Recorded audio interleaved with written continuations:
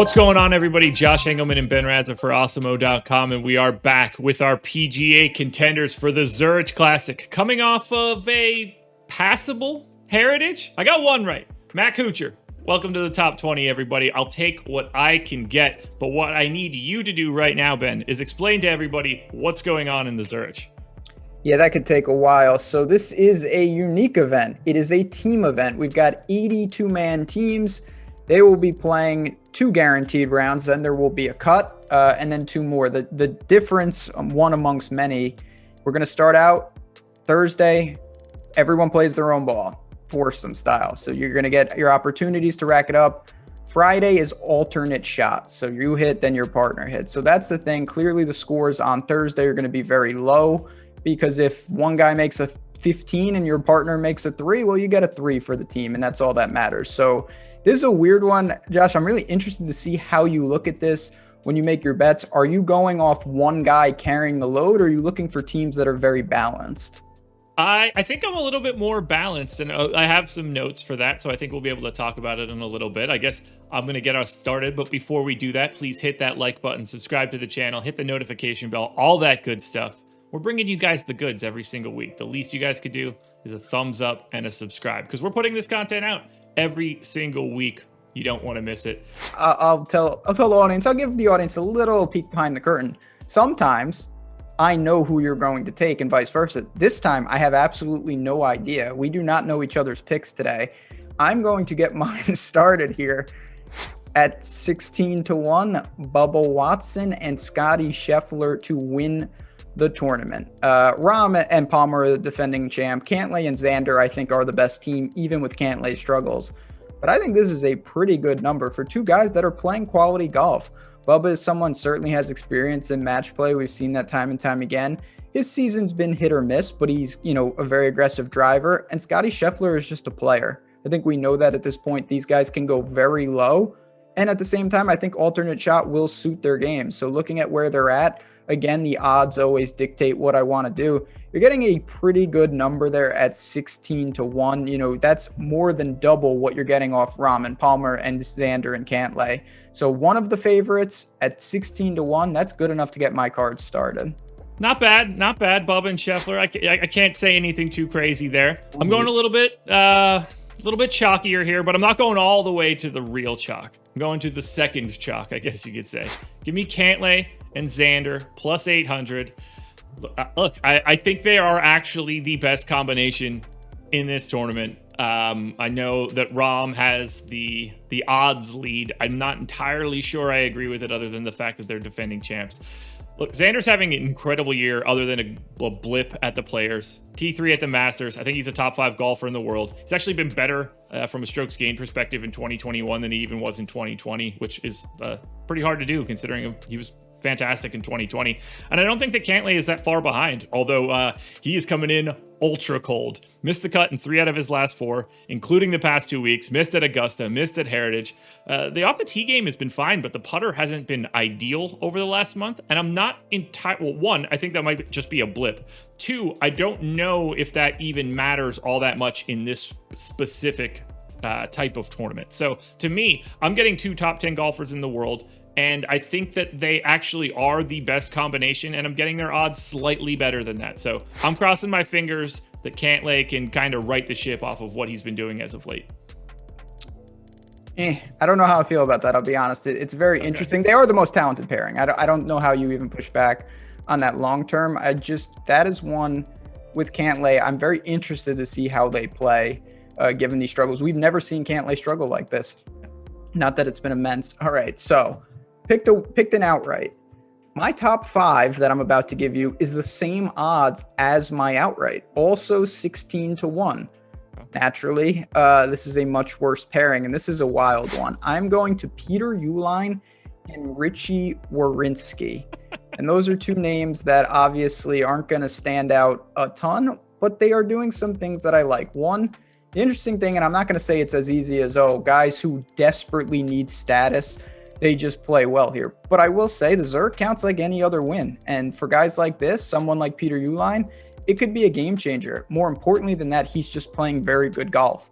it's against lesser competition on the Korn Ferry Tour, but he is coming off a straight win last week. He won the event, and that is obviously what I want to see. You look at him, he's an elite putter, he's got some pedigree, and he's been just playing quality golf when he's gotten starts. He was 22nd at Corrales a couple weeks ago as well. Richie Werenski has shown that he can hang in PGA Tour events. We have seen that. Now, similar to Cantlay only in this regard, he's been struggling as well. He's coming off a string of missed cuts, 3 straight, but he was 4th at API back in March. And I think these guys do pair well. If Werenski's irons can get going, Peter Uihlein is a great putter. Top 5, 16-1. There's only 80 teams, so this is a type of team I think can get in the mix. That is a really good number for top 5 to get it at that same sort of odds as your outright. So I actually like that. And look, you can win them both. I'm actually not setting myself up for the clean sweep. I'm going for it. I'm going for the wheel. 5.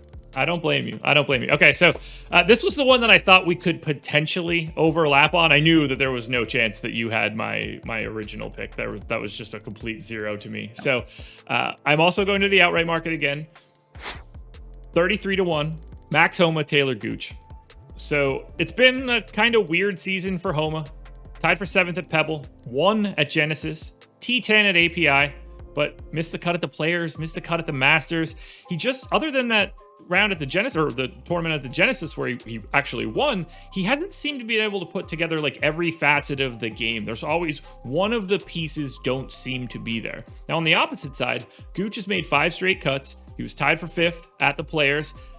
These guys are both positive in all strokes gained categories. So putting, around the green, approach, off the tee. Both guys are positive in all of those for this season. To me, I really like that balance now, mostly because from what I saw from Homa, he seems to be missing a piece of the game every time that he's out there.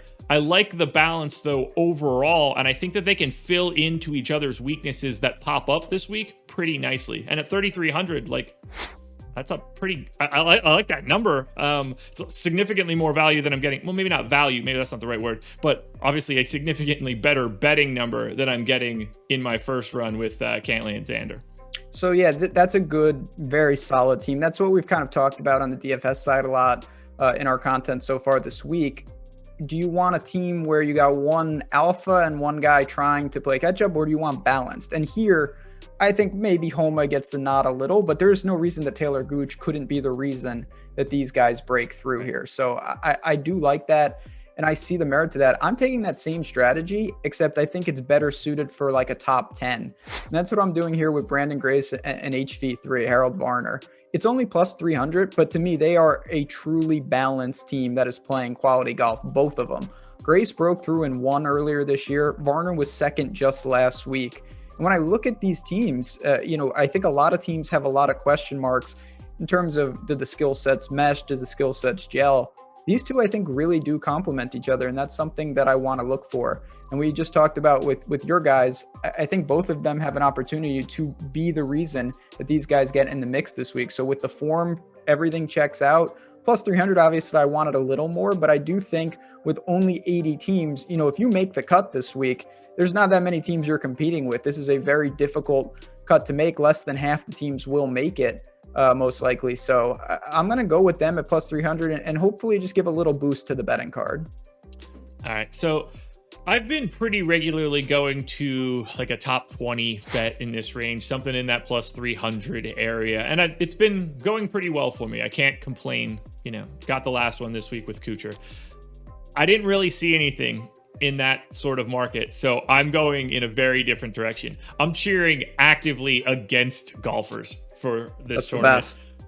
Plus 275 to miss the cut, Mark Leishman and Cam Smith. Now, I'm going to be honest with you. This one makes me incredibly nervous. Smith playing the best golf of his life. He has 6 straight top 20s, but he's been pretty average off the tee, so I'm hoping that is a bit of an issue. He's running a little hotter than he truly should be. Now, Leishman has been fully boom bust. He's missing a couple cuts, then he gets a T5 at the Masters. He's negative strokes gained off the tee in 21, so that stands out to me as something decent. My problem is, I didn't want to take 3 outrights because then I'm just competing against myself. And I didn't see enough value in the rest of the markets that anything stood out to me the way that it normally does. So I the curmudgeon that I am going to actively cheer against Mark Leishman and Cam Smith this week. So you're just straight hating. That's a straight hater bet, and Yes. I respect that. I love it. I love to anti-sweat more than I like to root for my own players. I am going to pull the actual win, top 5 and top 10 wheel, and then you will see a whole new me next week. But this is good. This is a unique tournament for betting and for DFS. I like a change of pace in golf. I know it's not ideal with so many questions, but there's opportunities here, and I feel very good about this. I'm excited. I'm really excited to cheer against Leishman and Smith, more so than every other bet that I have here, even though it's the lowest odds. Those are the best. It's way more fun, especially if it's close and I get to cheer for like a specific event. Like, oh, cool. I need them to, I don't know, maybe on a Friday, it's actually just like par the final hole and not birdie it. But to cheer against them is going to be incredibly satisfying. So I'm hoping if this goes well, rest assured, there's another miscut bet coming in our next video. I'm going to be the guy that only bets on miscuts. That could be your thing. You could create a niche. Everybody needs one. Everybody needs one. That's it, everybody. That's all we've got for you. One last reminder, please hit that like button, subscribe to the channel, and hit the notification bell. This is the PGA ConTENders. We are here every single week bringing you our best golf bets. We love it. Do you know where we are next week? I do, because just to give people a little, I just did the golf show, so I know we are back to Florida with Valspar. We're going to Copperhead. It's going to be a difficult one, but you know what? We're going to stack some winners up here, and we will see you guys then. There we go. Paint cans on the tee box, baby. We'll see you in a week.